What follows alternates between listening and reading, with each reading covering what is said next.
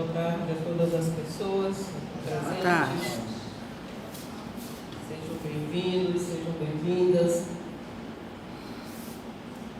Como sempre, iniciamos nossas atividades dando nossos avisos, que temos a atividade social, entregamos cestas básicas, enxoval, as mulheres em situação de vulnerabilidade social, temos atendimento fraterno, temos passe individual. Na terça-feira temos grupos de estudos com passe individual e dia de hoje, quinta-feira, na terça também atendimento fraterno.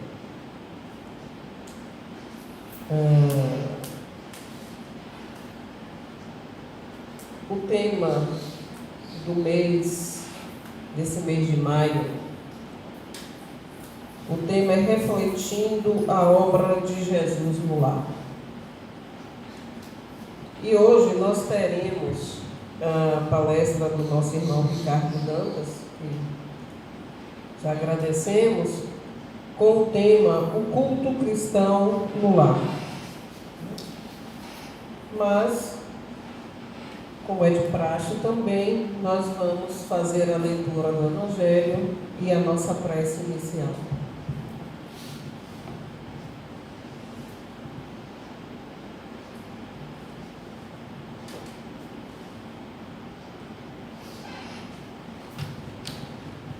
Capítulo 7, Bem-aventurados os pobres de espírito.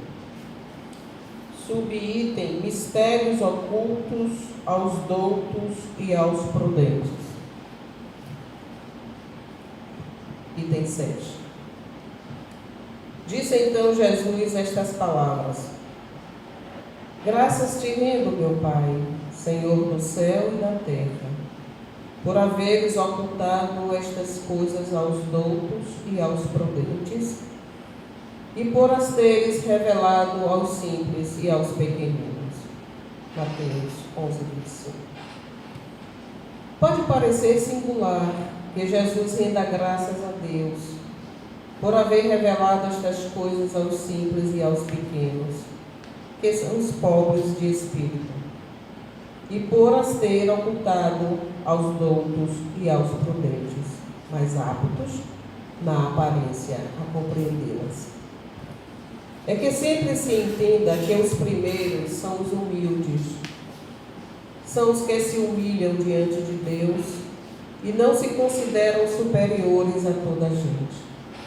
Os segundos são os orgulhosos, envaidecidos no seu saber mundano, os quais se julgam prudentes, porque negam e tratam a Deus de igual para igual, quando não se recusa a admiti-lo, porquanto, na antiguidade, que douto era sinônimo de sábio.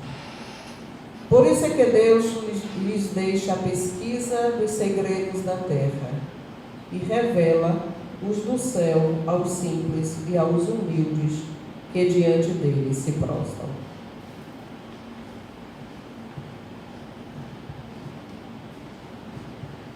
Pai amado, gratidão por nos ter trazido a esta casa, nos ter permitido que a nossa escolha de sermos espíritas fosse respeitada. E assim, acessamos os ensinamentos do nosso Mestre Jesus,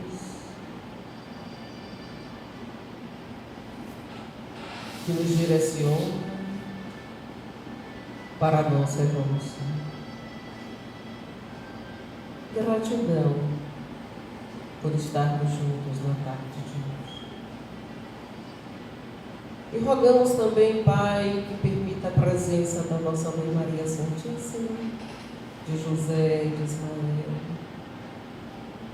e que os coordenadores desta casa e desta atividade recebam também as nossas bênçãos.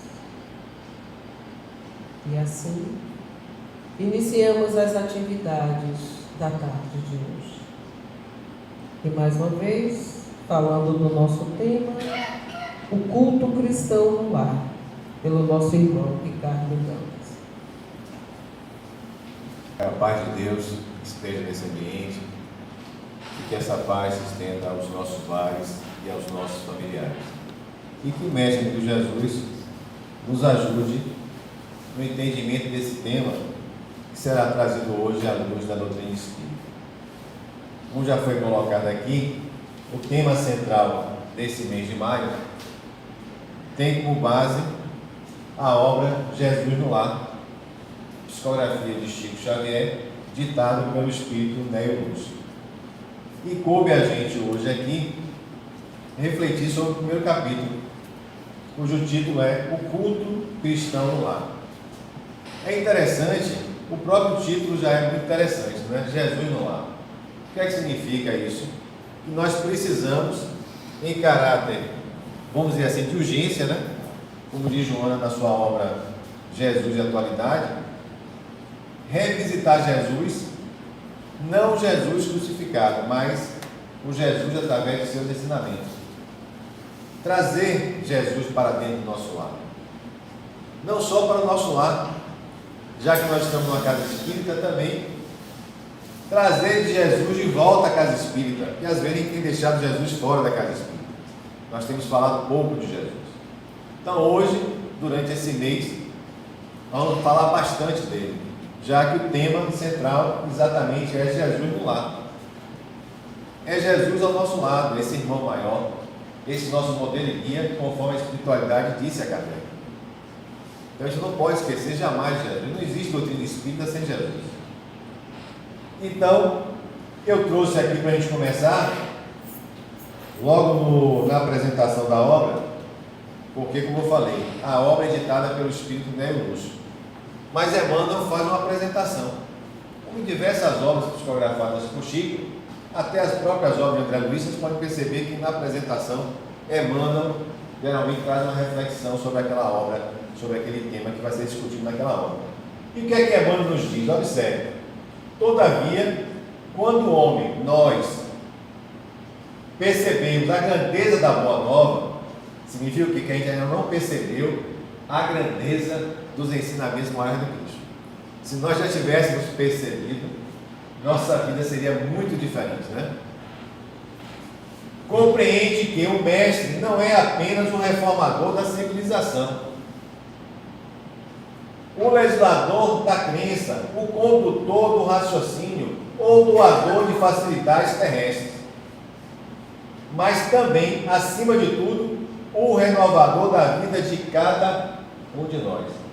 Então, essa é a visão que a gente precisa ter do mestre, desse modelo e guia. É que Jesus é esse grande renovador da nossa vida. A grande proposta que ele traz é para que a gente faça um processo de transformação. Aí eu lembro muito que a gente fala bastante ultimamente que o planeta está passando por um processo de transição.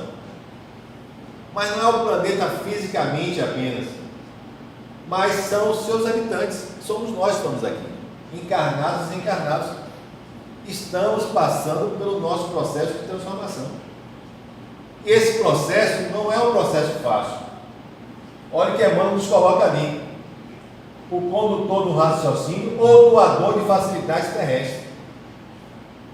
Jesus nunca nos vendeu facilidade. Ele nunca disse que o processo seria fácil. Mas ele nos deu a esperança que nós um dia iríamos fazer o que ele fez e muito mais. Então ele acreditava na gente.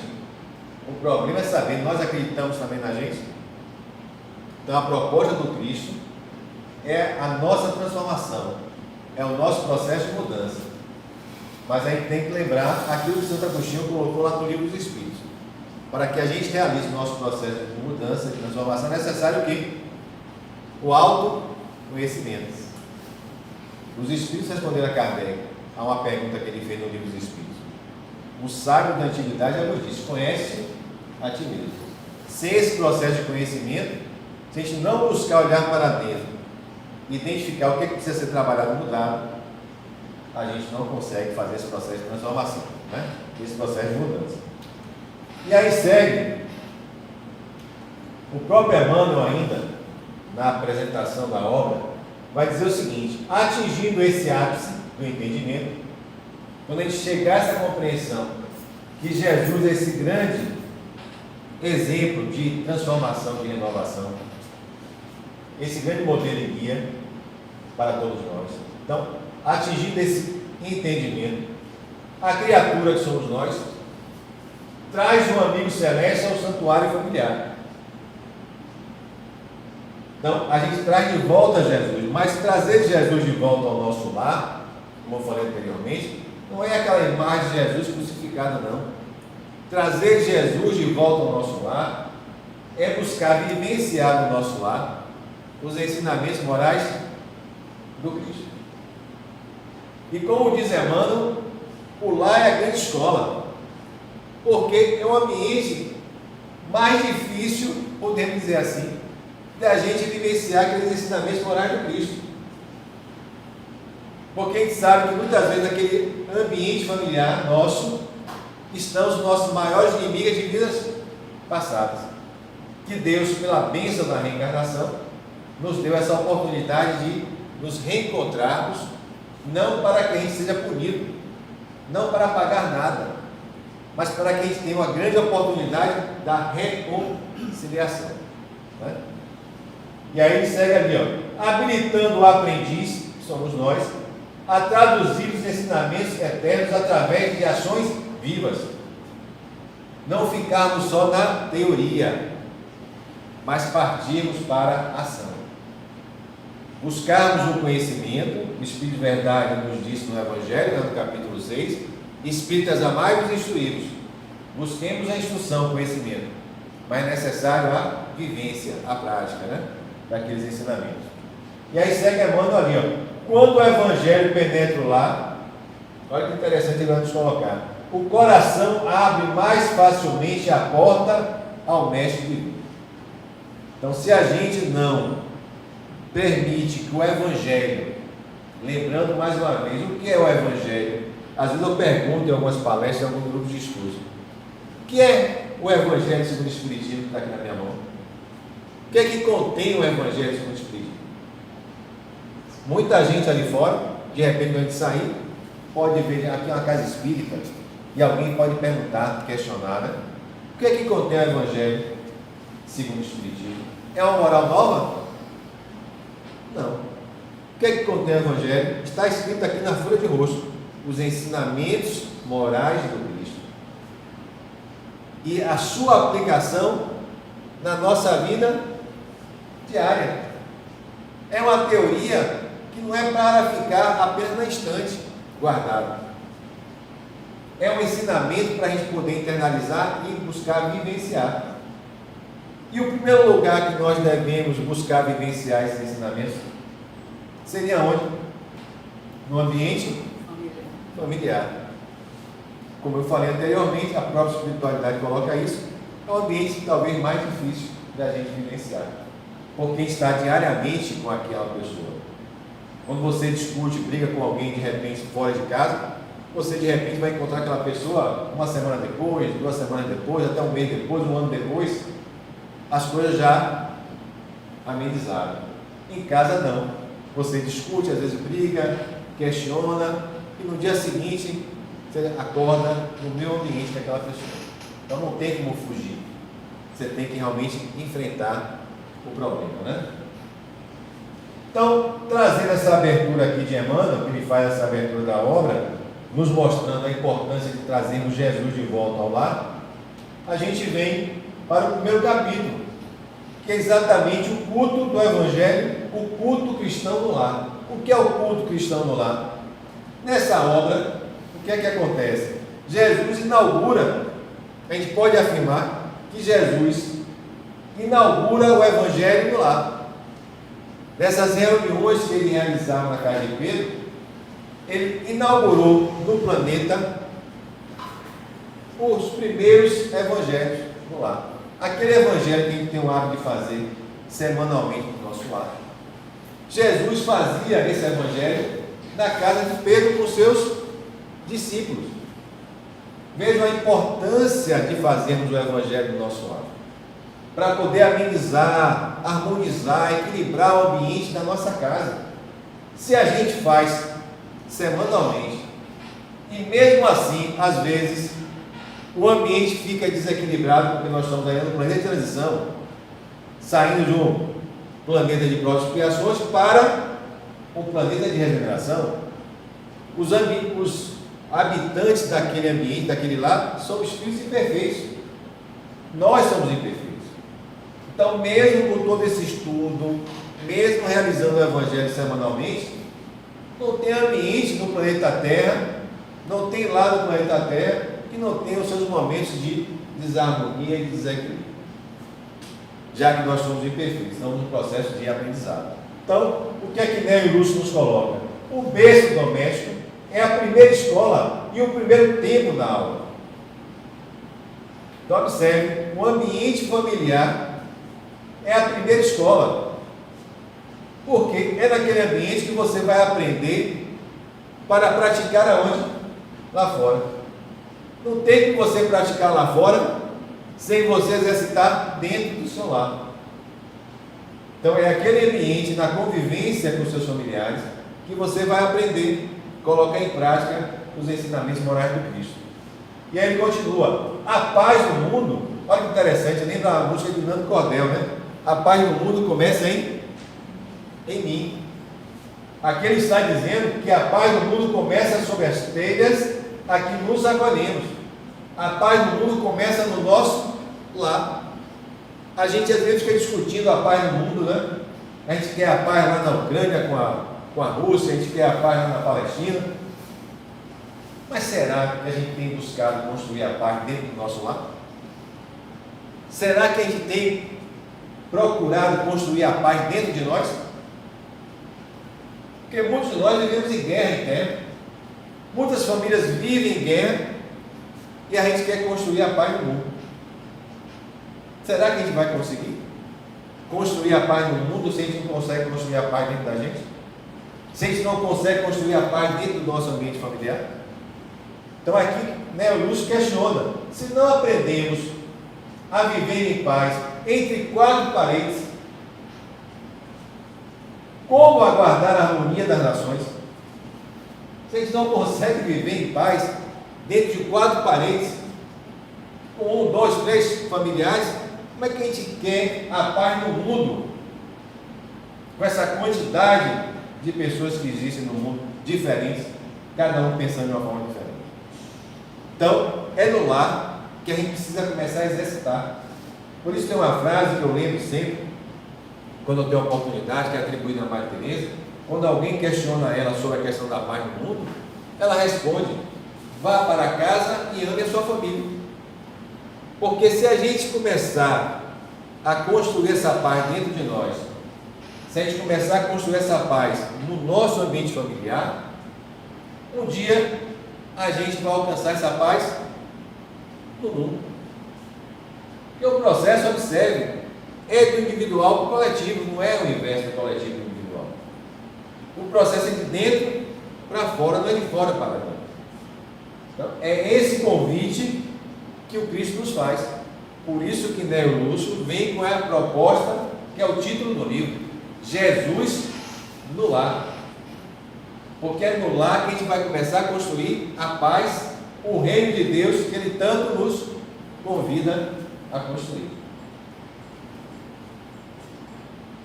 E aí, seguindo adiante, aqui eu trouxe para a gente, no caso, Emmanuel, mas em outra obra, aqui no caso, o Consolador, que Emmanuel faz uma pergunta. Na realidade, a pergunta é feita a Emmanuel e Emmanuel responde para a gente. Qual a melhor escola de preparação das almas reencarnadas na Terra? Qual a melhor escola? Lembra que Nélio Lúcio colocou aqui, o berço doméstico é a primeira escola, o primeiro tempo da alma. E aqui Emmanuel, respondendo essa pergunta, qual a melhor escola de preparação das almas reencarnadas na Terra? Emmanuel vai responder, a melhor escola ainda é o quê? É o lar. onde a criatura deve receber as bases do sentimento e do caráter. Onde a gente deve começar a construir essa base moral.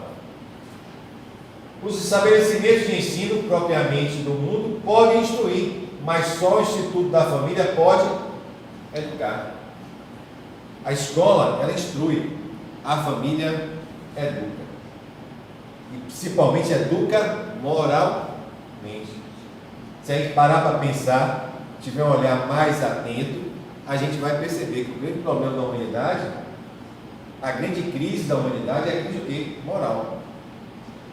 Mas essa crise moral, se está na sociedade, é porque está dentro das famílias também. Então, se a gente começar a trabalhar na família a questão da moral, é como diz a música do Nando Cordel e aquela forma anterior aqui.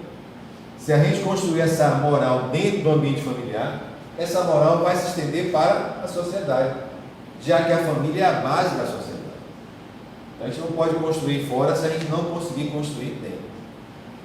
E aí segue Emmanuel aqui, ó. Os estabelecimentos de ensino, propriamente no mundo, podem instruir, mas o Instituto Familiar pode educar. É por essa razão que a universidade poderá fazer o cidadão, mas somente o lar pode edificar quem? O homem. Só o lar, só a família pode edificar o homem, edificar cada um de nós que estamos aqui. Pode nos ajudar a nos transformar. Então a família é essa grande base e o Evangelho no lar é essa forma da gente trazer Jesus, abrir as portas da nossa casa para Jesus. Como é que nós fazemos o Evangelho no lar? Nós estamos trazendo Jesus para dentro do nosso lar. Estamos trazendo Jesus para próximo de nós. Mas estamos trazendo não aquele Jesus, como eu falei antes, o crucificado, mas os seus ensinamentos. Lembrando que está no capítulo 6 também do Evangelho. Toda a verdade se encontra no cristianismo, nos ensinamentos morais de Deus. Os erros é obra de quem? Do homem, da interpretação do homem. Então nós devemos, em caráter de urgência, como diz Joana, revisitar Jesus, revisitar os ensinamentos morais. Não é por acaso que a equipe doutrinária da casa está nos convidando esse mês a estudarmos essa obra, cujo título é Jesus no nosso lar. Não é Jesus no lado do outro, é Jesus no nosso lar. Esse irmão maior ao nosso lado. E aqui nessa obra, Atualidade do Pensamento Espírita, vejam que são obras que complementam exatamente aquilo que Neo Lúcio nos traz, da importância do culto do Evangelho no lar, dos ensinamentos do Cristo. O que ele nos diz aqui? A religião faz parte da vida para todos aqueles que creem em Deus e na imortalidade. Desse modo, os apontamentos devem ser oferecidos à criança a partir do seu nascimento, desde que nessa fase o espírito acima, se encontrando no processo da reencarnação, registra as ocorrências em torno da sua experiência com bastante lucidez. Olha o que ele está nos chamando a atenção aqui. A questão da criança. Viana de Carvalho aqui, nessa obra, está nos dizendo que nós devemos trazer a criança para participar do Evangelho. Não esperar crescer, amadurecer, ficar na idade adulta para participar, mas já trazer aquele espírito para participar das discussões em cima dos ensinamentos morais de Cristo. Já apresentar àquela criança, aquele espírito que está chegando, reencarnando, Jesus, para que ela também possa aprender junto de cada um de nós. Porque tem muitos pais que dizem, não, deixa ele crescer mais um pouco, hoje não traga ele hoje não, hoje ele não quer participar, não, por que não trazer? Para que ele possa participar. Já que, como diz Viana, a religião faz parte da vida para todos aqueles que creem em Deus e na imortalidade. Se a gente acredita em Deus e na imortalidade, nós sabemos que nossos filhos são o quê? Espíritos. Que tiveram a vida antes do berço, como nós, e terão a vida depois do túmulo, como nós também. Então, por que não trazer para participar, né?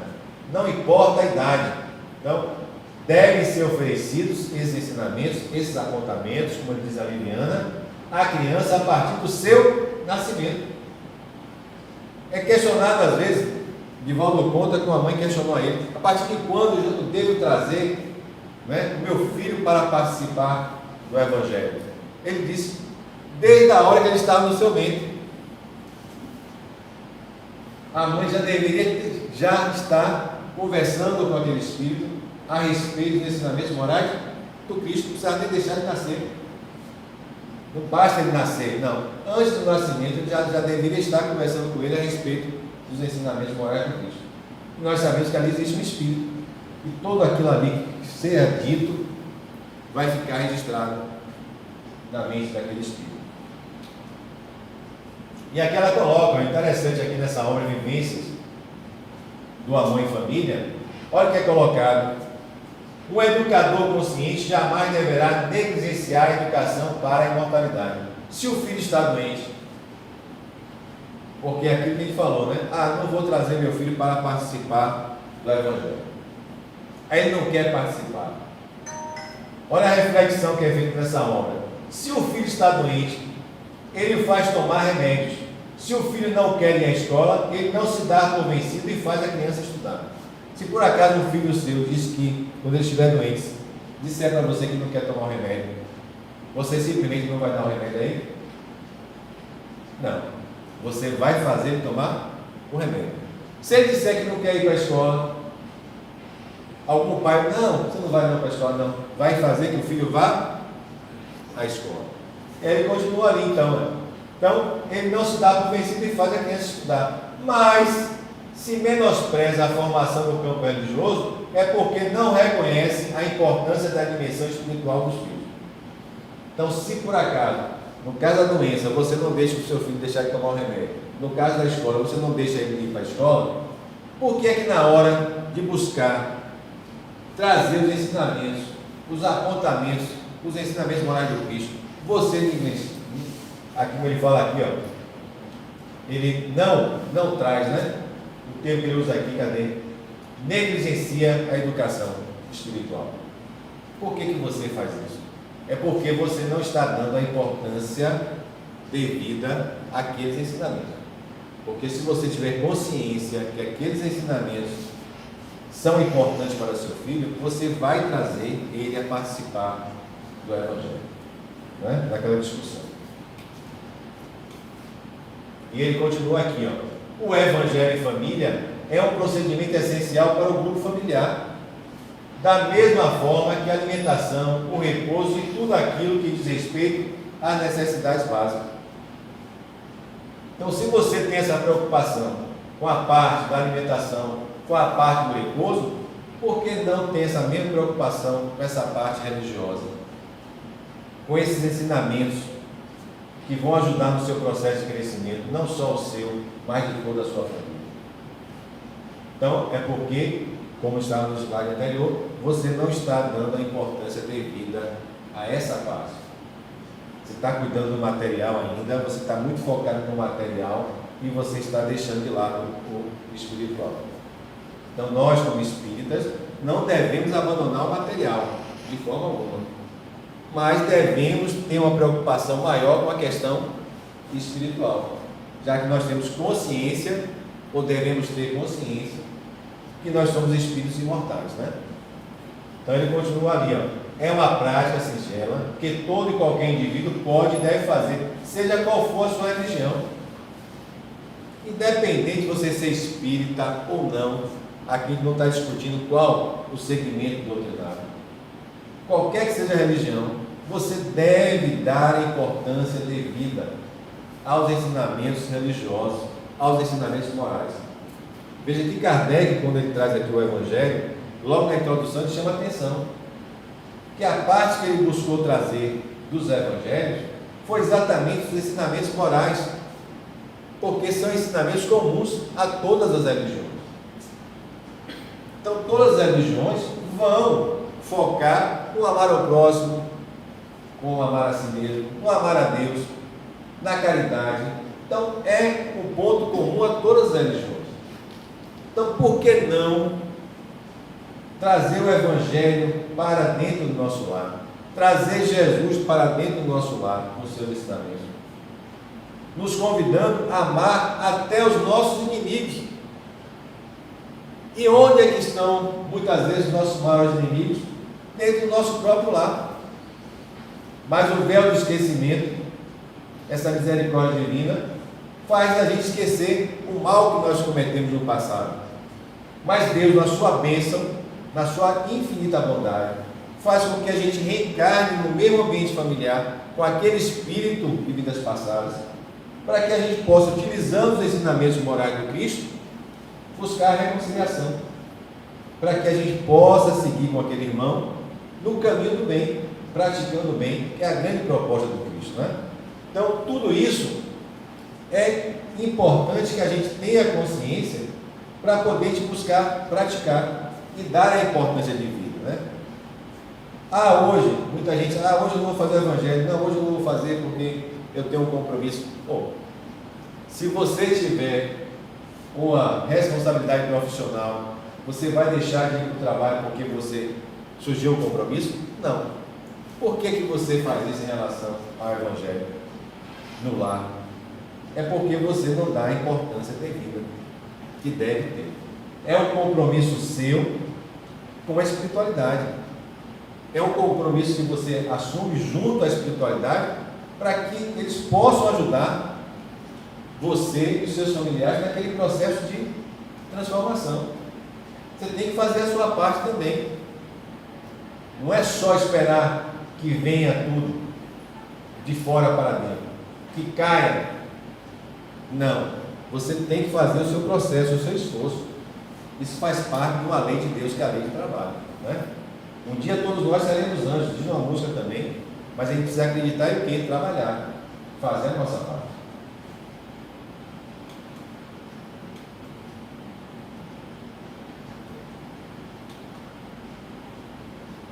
E aqui nessa obra, também ditada pelo Espírito Emmanuel, ele vai dizer o seguinte: temos dessa forma, no Instituto Doméstico, uma organização de origem divina, em cujo seio encontramos os instrumentos necessários ao nosso próprio aprimoramento para a edificação do mundo melhor. Então é naquele ambiente, mais uma vez colocando Emmanuel aqui, que nós vamos encontrar instrumentos necessários para o quê? Para o nosso aprimoramento, para a edificação de um mundo melhor.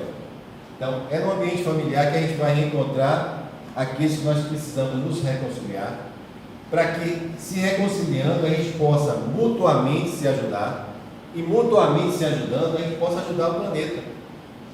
Porque quando é perguntado a espiritualidade por Kardec no Livro dos Espíritos, qual é o objetivo da reencarnação, a espiritualidade vai responder: serve para o nosso processo de mudança e transformação, mas serve também para que nós possamos ajudar o Criador nesse processo de transição do planeta. Então nós, quando começamos a fazer o Evangelho no nosso lar, é como se fosse uma luz que a gente acende. Você, com aquela luz, você vai atuar na psicosfera do planeta. Da mesma forma que quando você, no ambiente do seu lar, cria uma energia negativa, você está prejudicando a psicosfera do planeta. E quando você faz o Evangelho, liga essa luz, acende essa luz no seu lar, essa luz se estende para o planeta, para a energia, para a psicosfera do planeta. Então você está fazendo sua parte, você está ajudando o planeta nesse processo de mudança. E a espiritualidade, a gente lê isso na literatura espírita, não é só aquelas pessoas daquele ambiente familiar que participam do Evangelho.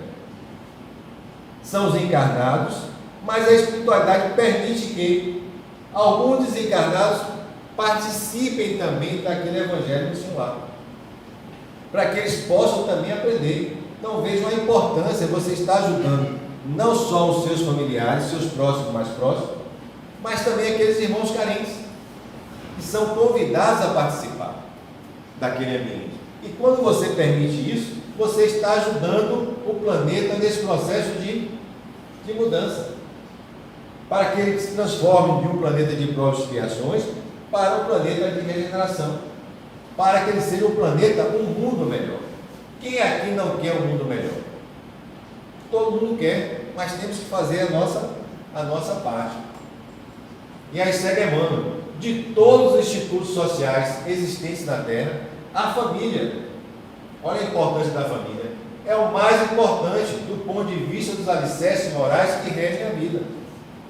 Então não foi por acaso que Jesus deu a importância do Evangelho no lar. Não foi por acaso que Jesus fazia aquelas reuniões na casa de Pedro. Porque com aquilo, ele queria deixar para a eternidade esse ensinamento. Que essa base dos seus ensinamentos morais, a prática, a vivência, tinha que começar no ambiente familiar, que é a grande base para a sociedade. Por isso, volto a lembrar o título da obra: Jesus no lar. Não tem como Jesus ficar fora do nosso lar. Nós temos que trazer Jesus para dentro do nosso lar. Não podemos deixar Jesus fora da casa espírita. Temos que trazer Jesus de volta para dentro da casa espírita. Porque, como disseram os espíritos a Kardec, ele é o nosso modelo e guia. É o nosso modelo e guia. Resposta clara e objetiva dada pela espiritualidade a Kardec e a todos nós. Mas o grande problema aqui, nessa obra de Aqui é Joana, ditado pelo Espírito Joana de Ângeles, a questão é que nem todas as famílias existem espíritos afins, né? E aí ela vai dizer para a gente aqui: nem sempre, porém, a família é constituída por espíritos afins, afetivos, compreensivos e fraternos. Quem de nós aqui não tem aquele familiar difícil em casa? Como não somos nós, né? Que a questão difícil é sempre o outro, né? Mas muitas vezes somos nós esse familiar difícil. Quem não tem? Então, é um castigo de Deus? Não, gente. Reencarnação não tem caráter punitivo, reencarnação tem caráter educativo. Então, quando reencarna aquele familiar, aquele espírito, que não é um espírito afim, que é aquele problema na família, é para que a gente possa aprender, a gente possa se educar e possa também ajudar aquele irmão no seu processo de educação. É uma via de mão dupla. É a lei de sociedade, é a lei de Deus. Então, na maioria das vezes, a família, né? Na maioria das vezes, a família é formada para auxiliar os equivocados a se recuperar dos erros morais. Então, muitas vezes, aquele espírito reencarna numa família para que algumas pessoas, alguns espíritos que reencarnaram também naquela família, possam auxiliá-lo. Ou seja, você que já tem um conhecimento maior, você deve ensinar aqueles que ainda estão na retaguarda. Da mesma forma que você precisa buscar ajuda daqueles que estão mais adiantados espiritualmente. É um ajudando o outro nesse processo de mudança, de transformação. E aí segue aqui Joana dizer para a gente aqui, ó: a repararem danos que foram causados em outras tentativas nas quais malograram. Então, a reencarnação é essa grande bênção dada por Deus, porque nós cometemos erros, mas Deus nos dá a oportunidade de repararmos o mal que nós causamos nessa encarnação ou nas próximas encarnações. Então, se Ele nos dá essa oportunidade, Ele também dá essa oportunidade aos nossos irmãos. Não existe condenação eterna. Não existe penas eternas. A espiritualidade nos ensina isso. Nós erramos, cometemos os erros, vamos ter que expiar aquele erro cometido, vamos ter que nos arrepender e vamos ter que reparar. Não só reparar em relação àquele irmão, mas reparar em relação às leis de Deus. Porque quando eu cometo mal em relação a um irmão meu, eu estou infringindo o quê? Eu estou infringindo as leis de Deus. Então eu tenho que me arrepender, eu vou passar por um processo de expiação, que não é punição, é uma grande oportunidade de aprendizado, e vou ter que reparar aquele mal que eu causei, em relação ao meu irmão ou em relação à própria lei de Deus. Então, é todo um processo educativo. E volto a dizer aquilo que a espiritualidade vem reforçando aqui para a gente hoje, que a grande escola da nossa vida é o nosso lar. E aí segue Joana: a família, desse modo, é o laboratório moral para as experiências da evolução. que caldeia os sentimentos e trabalha as emoções. Por isso que a gente, na vivência em família, há os desequilíbrios, as discussões, as desavenças, natural, porque nós somos espíritos imperfeitos. Mas se a gente tiver como base o Evangelho de Jesus, a vivência desse Evangelho, a prática, a leitura desse Evangelho, seja pelo menos uma vez na semana, a gente constrói ao redor do nosso lar uma proteção que nos ajuda a vivenciar melhor tudo isso.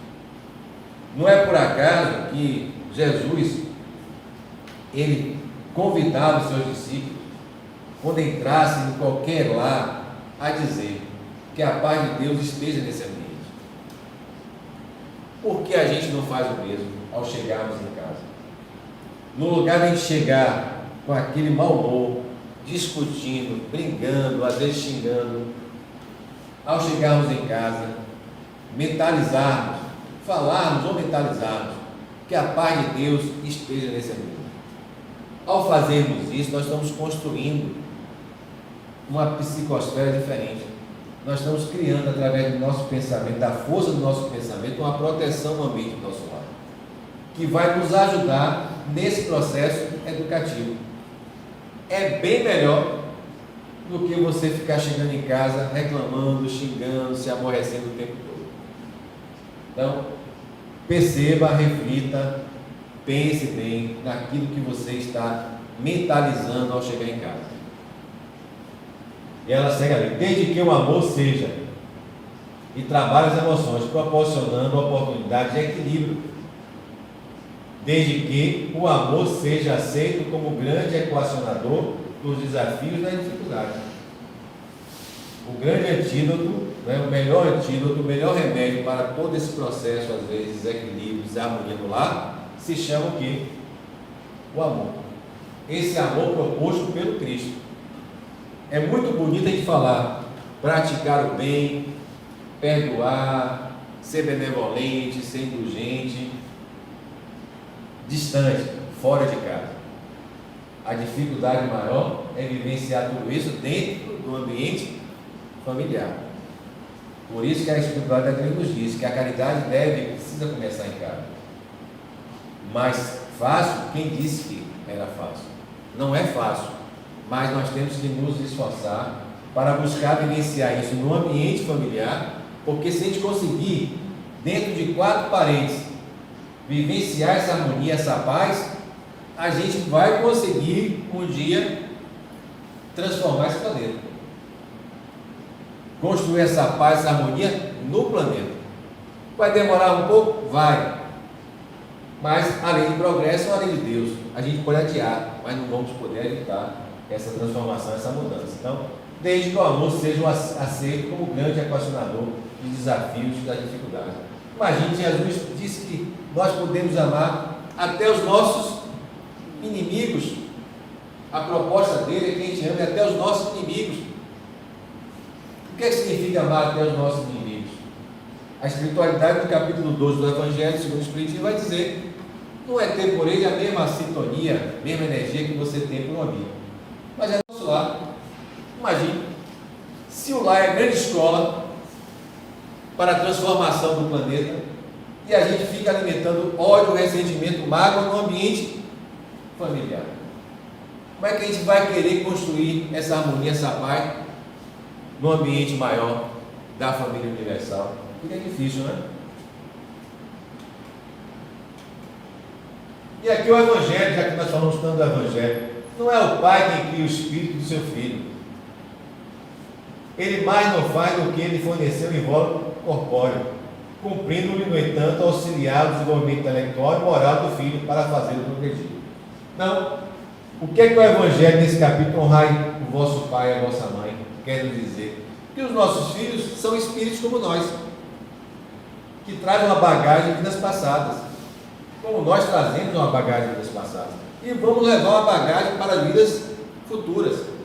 A questão é saber que tipo de bagagem estão carregando, ou melhor, que tipo de pensamento, que tipo de sentimento eu estou alimentando dentro de mim. Porque a depender do tipo de sentimento e pensamento que eu esteja alimentando dentro de mim, eu vou levar uma bagagem para vidas futuras. Então, que tipo de bagagem eu estou querendo levar? Uma bagagem de ressentimento, de mágoa, ou uma bagagem trabalhando perdão, indulgência, solidariedade, fraternidade? É uma bagagem muito mais leve que eu posso carregar, mas vai depender de mim. É uma outra lei de Deus, lei de liberdade, é o livre-arbítrio. A liberdade de escolha é nossa, mas também depois não vai poder sair culpando ninguém, nem o outro, nem a Deus, a não ser a nós mesmos pelas nossas escolhas. E aqui, Hermínio, ele fez um livro exatamente quando ele teve a primeira filha, né? Diante daquela situação, daquela grande interrogação: quem são os meus filhos? Ele lançou essa obra conhecida por muitos: meus filhos, nossos filhos são espíritos, onde ele vai dizer o seguinte: nossos filhos, tanto quanto nós mesmos, somos seres humanos que já viveram antes. Então essa consciência que precisa ter, né? E nós já vivemos antes. Traz em si todo o passado mais ou menos longo de experiências, de equívocos e conquistas. Todos nós trazemos equívocos e conquistas, defeitos e qualidades, todos nós temos, né? Realizações e, consequentemente, um programa executado na vida que reinicia junto de nós. Então, aqueles filhos que Deus nos dá como oportunidade de vivenciarmos esse amor paterno, materno, né? São espíritos que têm uma vida passada como nós temos, que nós estamos aqui um para aprender com o outro. Temos defeitos, mas também temos qualidades. Temos que identificar os defeitos para trabalhar os defeitos, mas identificar também as qualidades para que a gente possa potencializar essas qualidades. E ser os nossos filhos, cabe, como está aqui, no Evangelho, ajudar esses espíritos no seu desenvolvimento, não só intelectual, mas também moral. E é naquela fase infantil, por isso volto lá naqueles slides anteriores, por que não trazer a criança, o espírito, logo no início, a participar do Evangelho? Porque é naquela fase infantil que é mais fácil você incutir na mente dele esses ensinamentos. Porque mais tarde vai ser difícil. Aí você não vai poder reclamar quando mais tarde ele não quiser mais, porque quando você teve a oportunidade, você não fez a sua parte, né? Então nós temos que ter muito cuidado com essa questão. E nessa obra Constelação Familiar, que é uma obra ditada também pelo Espírito João de Diante, vai reforçar também mais uma vez aquela questão que nós estamos debatendo desde o início: a importância da família, a importância do Evangelho, do estudo do Evangelho no ambiente familiar. A religião no lar estrutura-se essencialmente nas conversações de todo momento. Olha que interessante. Ricardo, eu faço Evangelho uma vez na semana. Beleza. É um estudo dos ensinamentos do Cristo. Mas a vivência do Evangelho não pode ser uma vez por semana. É isso que Joana quer nos colocar aqui. O Evangelho se faz uma vez por semana, mas a proposta do Cristo, naquelas reuniões na casa de Pedro, era que nós vivenciávamos o Evangelho diariamente. É fácil? Ninguém nunca disse. Jesus não vendeu facilidades, mas é a proposta para que a gente consiga um dia alcançarmos a perfeição que Ele chegou. Nós precisamos vivenciar o Evangelho diariamente, né? Então ela segue ali, nas conversações de todo momento, né? Nos estudos reservados, pelo menos uma vez por semana, para a reunião da família, nos diálogos de emergência, quando sucedem acontecimentos deploráveis, enfim, no dia a dia. A questão é que hoje no nosso corre-corre, muitas vezes a gente termina não tendo essa vivência diária, né? Aí vem as ferramentas digitais, o WhatsApp da vida. Às vezes eu saio almoçar com minha esposa, minha filha, a gente está no restaurante, tem uma família do lado, a gente senta sem celular. gente vai almoçar, vai para um restaurante e não vai ficar com o celular. Mas a gente vê famílias no restaurante, cada um com o celular na mão. Ou seja, qual o diálogo, a conversa que está existindo ali? Nenhuma, porque todos estão com o celular na mão. Estão conversando com pessoas que não foram para aquele encontro, né? Então, tem essas dificuldades, mas tudo vai de encontro com a lei de liberdade. Ninguém está obrigando ninguém a ficar com o celular na mão. Ali é uma escolha de cada um. Depois amanhã não vai poder ficar responsabilizando ao B. Ah, porque meu filho... Ah, não. Você teve um momento certo para educar. Não educou, também assuma as consequências lá na frente, né? Então, é importante essa vivência. E aqui no outro livro, né, SOS Família, também de Joana, vocês observam que Joana tem várias obras que abordam a questão da importância da família, né? Ela fala que Cristo, quando se adentra pelo portal do lar, modifica a paisagem espiritual do recinto. Isso é verdade? A gente sente isso na pele? A gente sente isso na energia que envolve o nosso lar? Quando a gente permite que Cristo adentre no portal do nosso lar, a energia não muda? Quando você começa a fazer o evangelho no lar, a energia daquele ambiente não muda? Eu não sei se vocês já perceberam, às vezes, você vai fazer o evangelho no seu lar, o vizinho está com aquele som nas alturas, aí você faz a prece, né? Fica tranquilo, faz a prece, começa a fazer a leitura, parece que alguém mandou ele baixar o som baixa, tem um vizinho que está discutindo, às vezes acontece que estão discutindo, a gente começa a fazer o evangelho, a discussão, o que é isso, gente? Isso é energia, é a energia que envolve aquele evangelho, que não envolve só o ambiente do nosso lar. Aquilo ali tem uma dimensão, uma força que envolve os nossos vizinhos, envolve a nossa rua, a nossa cidade, nosso país, nosso planeta. Se nós tivéssemos essa consciência, nós poderíamos alcançar muito mais. Então, tudo vai mudando, a psicosfera vai mudando, as pessoas vão se acalmando, o som vai baixando. Eu não sei quem tem animal em casa, que agora todo mundo tem um pet em casa. Às vezes até os animais se aproximam, a gente começa a fazer o evangelho, encosta, fica perto da mesa. É energia boa que atrai, né? Na casa da minha filha, a mesma coisa. Não é assim? O cachorrinho vai para ali. Vai para ali, lá em casa as gatas vão, ficam em cima da mesa, tranquilo, não dá trabalho, ficam lá, deitam. É energia, gente. É uma energia que envolve os animais, envolve todos nós. Então, não foi por acaso, essa obra que foi escolhida é uma obra magnífica que a gente precisa ler do primeiro ao último capítulo. Jesus no lar, o culto cristão no lar.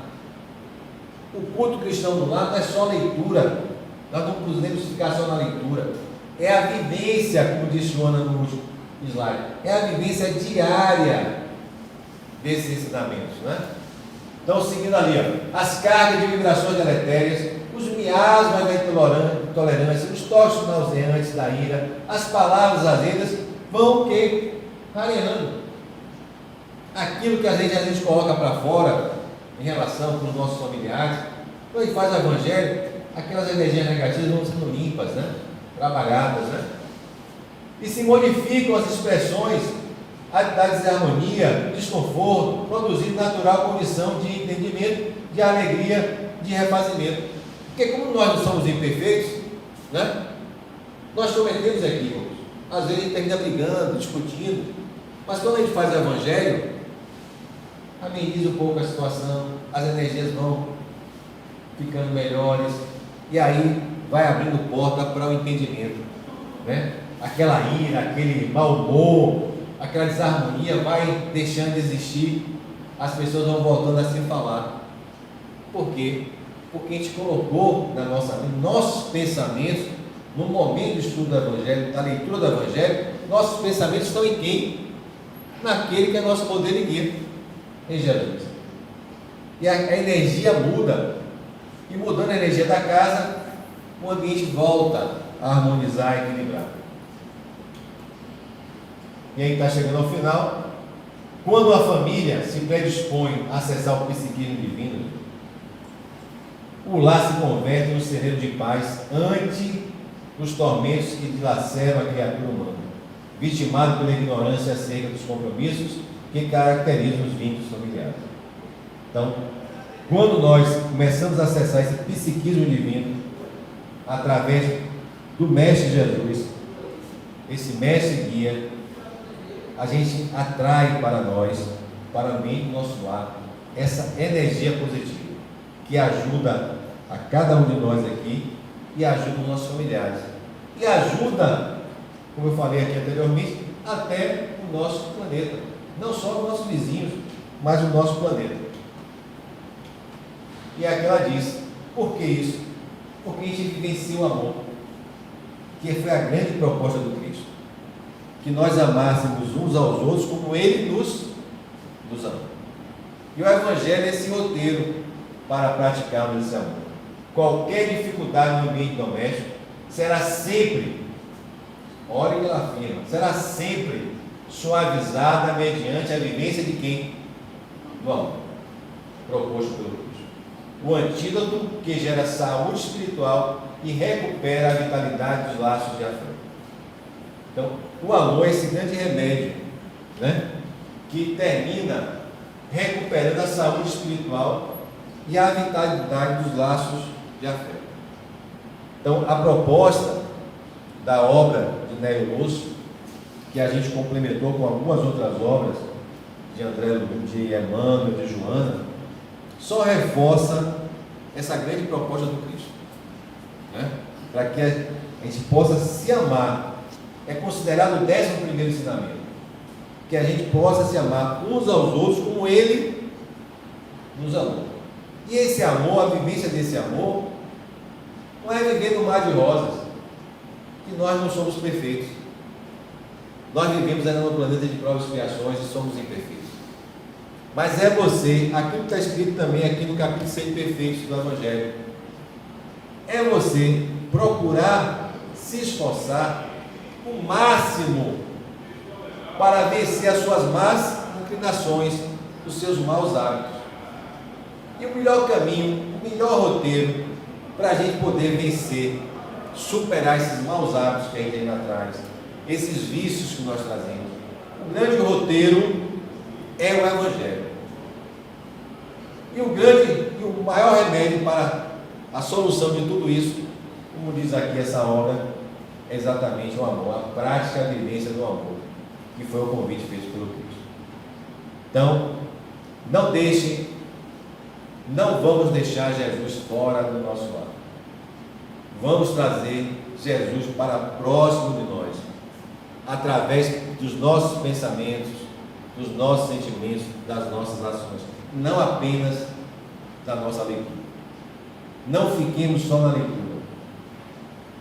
O momento agora é de partirmos para a prática do bem, a prática da caridade, já que o Espírito vai nos dizer, o Espiritismo vai nos dizer, fora da caridade não há salvação, fora da prática do bem não há como a gente evoluir, como a gente crescer espiritualmente.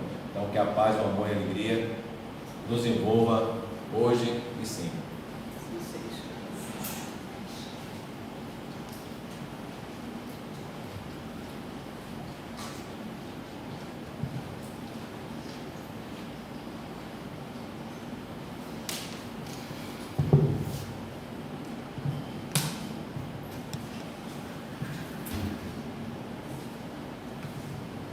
Agradecemos em nome do NEPOM, agradeço a sua presença, as reflexões que você trouxe e que possamos, de fato, aplicar, e entender que faz parte da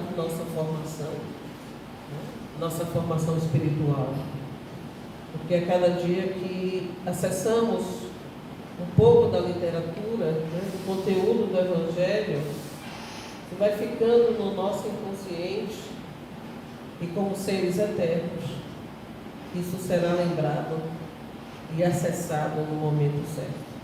na nossa caminhada evolutiva. No próximo sábado, o nosso tema do mês é refletindo a obra Jesus no Lar. E no próximo sábado teremos aqui como tema a Escola das Almas, com o nosso irmão Edivaldo César.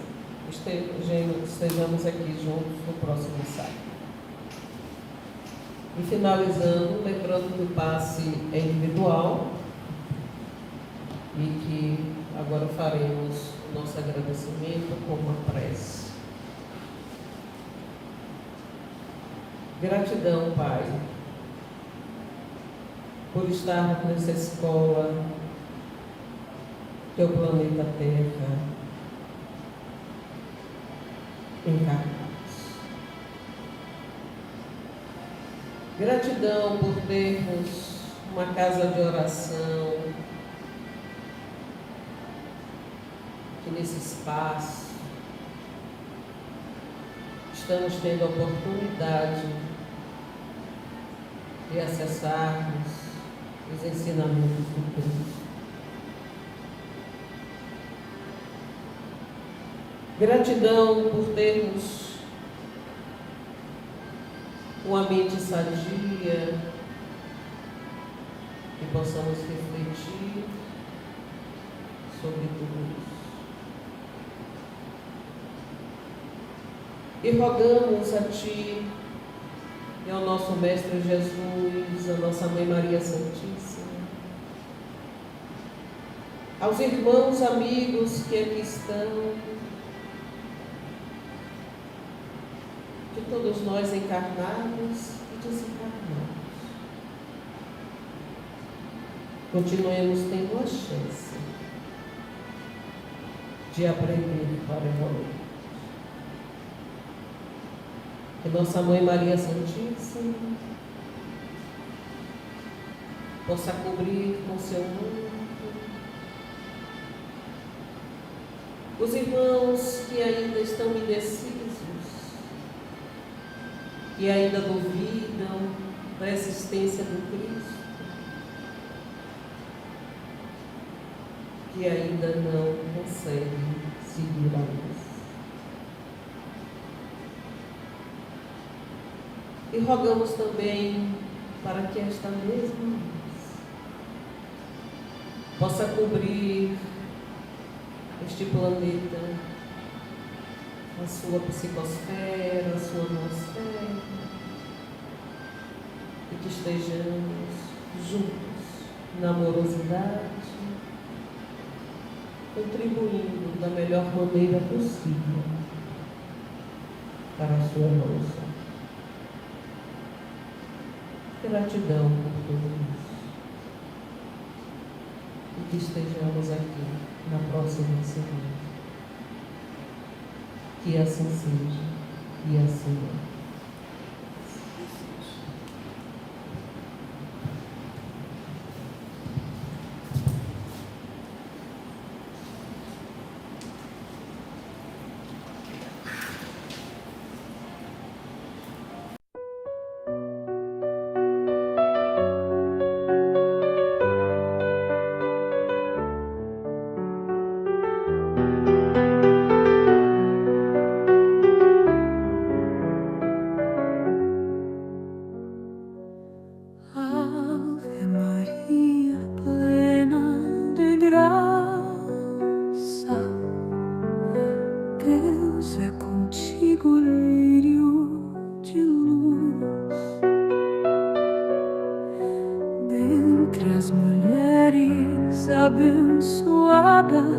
A escolhida, a serva amada, ao ventre afagas o teu Jesus.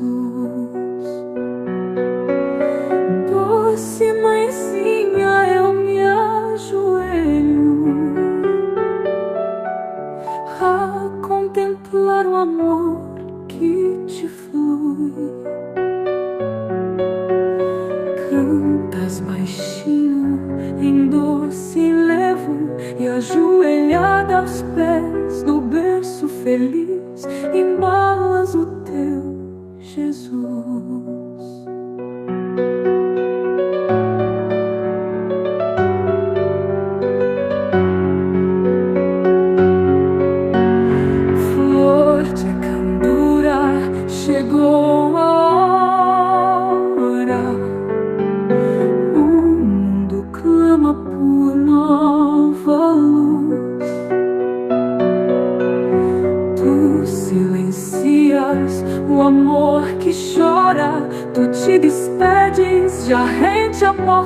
eterna abraças o teu Jesus. Este em enlevo ouvindo, Filho, o nosso Cristo cantar amor. Teus olhos brilham, leve sorriso, tua alma o vela com teu carinho, e teus pés o seguem por onde for. Marte serena, rosa ferida, dor que pranteia ao pé da cruz. Beijas ao colo o filho sem vida, como querendo pobre Maria voltar à vida, o teu Jesus. Eis-me, mãezinha, por ti revivo, eu ressuscito por te amar. Se deste mundo eu sou o Cristo, no teu regaço sou só teu filho, voltar comigo vim te buscar.